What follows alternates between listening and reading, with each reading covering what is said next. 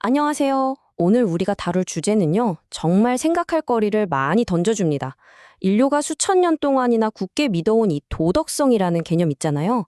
이게 어쩌면 거대한 착각일지도 모른다는 아주 도발적인 주장을 한번 파헤쳐 보려고 해요. 자, 시작해 볼까요? 자, 한번 상상해 보세요. 우리가 이건 옳고 저건 글러 라고 철석같이 믿어온 그 모든 것들이 사실은 근본부터 잘못된 거라면 어떨 것 같으세요? 네, 바로 이 도발적인 질문에서 오늘 이야기는 시작됩니다. 어쩌면 우리가 굳게 믿어온 도덕의 기반이 사실은 거대한 오해 위에 세워진 성일지도 모른다는 거죠. 인류가 만든 수많은 정신적 구조물과 사회적 규약은 작동하지 않는다. 그것들은 기능장애와 같다. 와, 정말 강력한 문장이죠. 이게 바로 오늘 우리가 파고들 내용의 핵심입니다.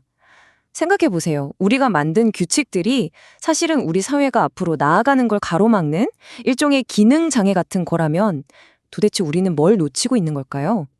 자, 지금부터 그 원인을 한번 추적해 보겠습니다. 자, 그럼 이 작동하지 않는 규칙들, 대체 어디서부터 시작된 걸까요? 바로 첫 번째 장, 오름의 발명으로 들어가 보겠습니다. 애초에 인류는 왜 스스로 판단하지 않고 저 하늘의 어떤 권위에 이게 옳은 건가요? 저게 틀린 건가요? 하고 물어야만 했을까요? 그 기원을 한번 쭉 따라가 보죠. 이 모든 것의 시작은요, 딱 하나의 믿음에서 비롯됩니다. 바로 저 하늘 어딘가에 있는 존재, 즉 신이 우리 인간에게 무언가를 바란다는 생각이죠. 신을 기쁘게 해야 한다, 아니면 신의 노여움을 사지 말아야 한다는 그런 생각이요. 바로 이 생각이 인류 최초의 도덕률이 되었다는 겁니다. 이게 이 자료의 핵심 주장이에요. 이 흐름을 한번 보세요. 정말 흥미롭지 않나요? 처음에는 초기 부족 사회에서 신들은 대체 뭘 원하실까 하는 생존을 위한 질문이었어요. 그런데 이게 시간이 지나면서 문명의 법전으로 딱 굳어지고요. 가장 놀라운 건 종교랑은 이제 상관없다고 생각하는 이 현대 국가의 법이나 제도 속에도 여전히 그 그림자가 아주 짙게 남아있다는 거죠. 우리가 과연 신의 영향력에서 정말로 자유로울까요? 미국 사례를 보면 이게 더 명확해져요. 매일 쓰는 달러 지폐에 뭐라고 쓰여 있죠? 우리는 신을 믿는다. 법정에서는 성경에 손을 얹고 선서하고요. 국가에 대한 충성을 맹세할 때도 신의 이름이 들어갑니다. 그러니까 가장 대표적인 세속 국가라고 불리는 나라의 심장부에도 신의 관위는 이렇게나 깊숙이 자리 잡고 있다는 겁니다. 이렇게 우리 삶 깊숙이 스며들어 있는 신의 법. 그런데 만약에 그 토대 자체가 흔들린다면 어떻게 될까요?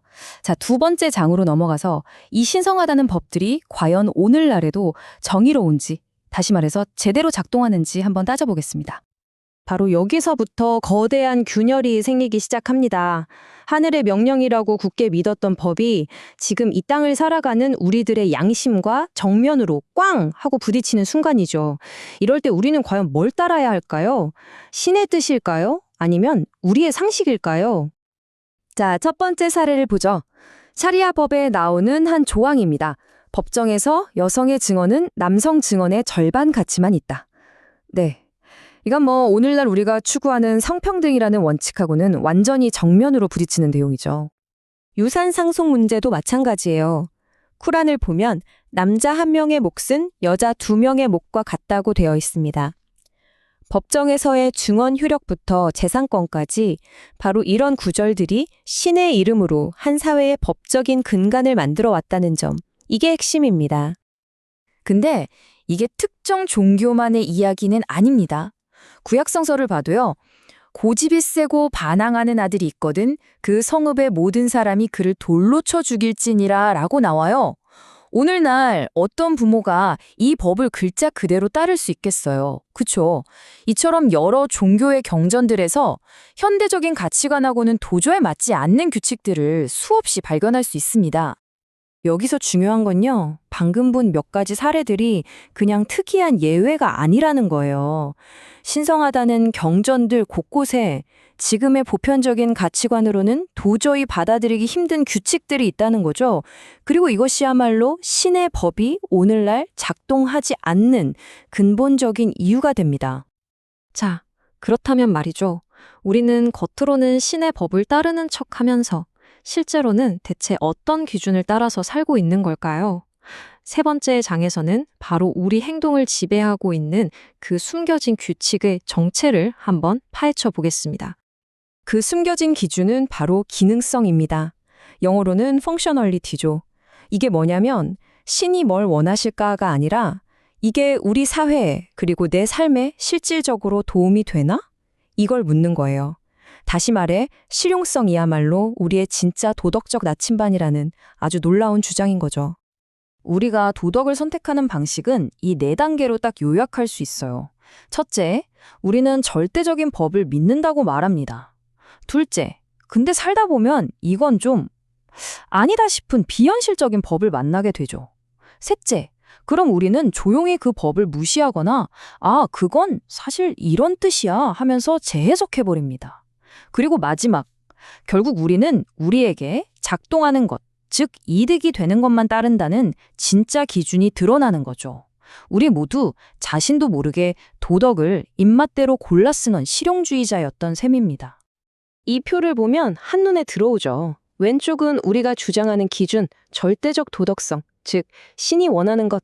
오른쪽은 우리의 실제 기준, 기능성, 바로 우리에게 이득이 되는 것입니다. 우리가 말하는 것과 실제 행동하는 것 사이에 얼마나 큰 차이가 있는지 보여주는 거죠. 결국 우리의 도덕은 절대적인 신념이 아니라 철저하게 실용적인 선택의 결과물이었다는 겁니다. 자, 그럼 이 기능성이 모든 문제의 해결책이 될 수 있을까요? 그러면 좋겠지만 그렇지가 않습니다. 네 번째 장, 합의 없는 세상으로 가보시죠. 안타깝게도 신의 법을 버리고 기능성을 택하는 순간 우리는 훨씬 더 거대한 문제와 마주하게 됩니다. 우리는 이미 우리의 행동으로 증명해버렸어요. 옳다는 건 곧 기능적이다, 즉 쓸모있다는 뜻이라는 걸요. 그런데 바로 이 새로운 도덕 공식이 인류에게 마지막 딜레마를 안겨줍니다. 신의 법 대신 우리에게 잘 맞는 걸 따르자. 훨씬 합리적이고 유연해 보이죠. 하지만 이 시스템을 통째로 무너뜨릴 수 있는 단 하나의 아주 치명적인 결함이 있습니다. 바로 이겁니다. 당신들은 집단으로서 무엇이 되고 싶고, 무엇을 하고 싶고, 무엇을 갖고 싶은지에 대해 합의할 수 없었다. 자, 문제가 보이시나요?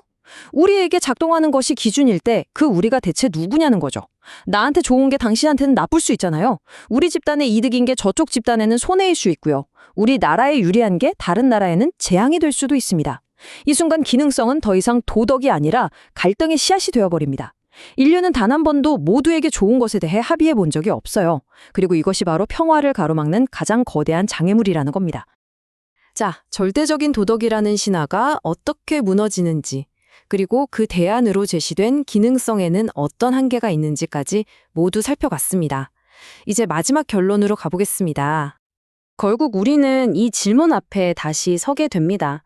만약 절대적인 도덕이라는 게 환상이고 우리에게 작동하는 것이 무엇인지조차 서로 합의할 수 없다면 인류의 다음 걸음은 과연 어디를 향해야 할까요?